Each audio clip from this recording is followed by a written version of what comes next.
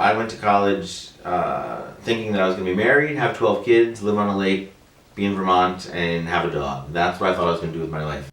So, my name is Friar Nader Ata, and I am a conventual Franciscan Friar.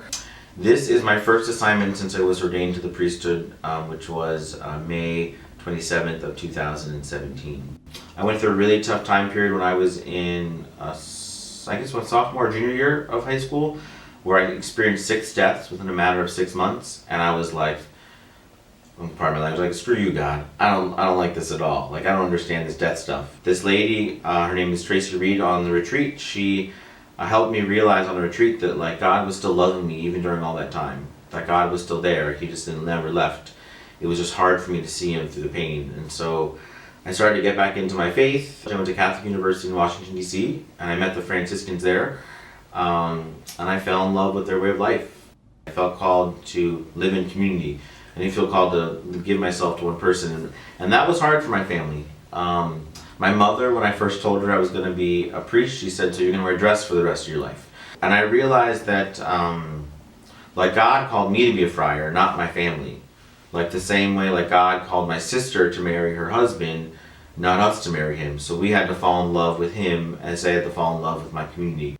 It took them maybe a year before they walked into their first friary, but that was the time they needed. There were some friends that were kind of mad that I was leaving because I left between my sophomore and junior year. So I was an RA, I was the treasurer of my Habitat for Humanity program, I was a student worker at the campus ministry office, and I just left because I felt God was calling me. When I first entered the Friars, I wrote a letter. It was like a 2-page letter telling them all the things they were doing wrong.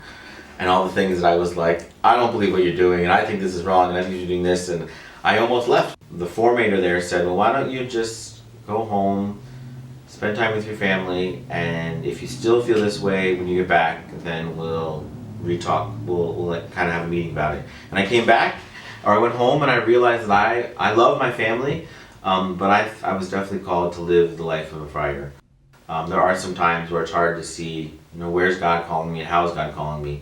But I think that that's part of my life, is that I don't always get to decide where I live, but I live in the context of a community and the needs of the community. I know that God has a greater plan for me than I can imagine.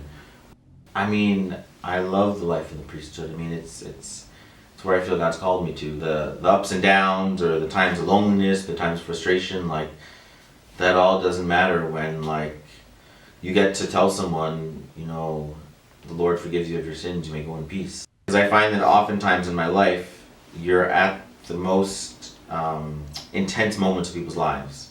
When babies are born, when they're getting married, when they're receiving communion, when they're dying, and, like, to be a privileged part of their life. I mean, even though, like, yeah, I don't want to get out of bed at 2 a.m. to go and anoint someone in the hospital, but when you get there, it makes it all worth it.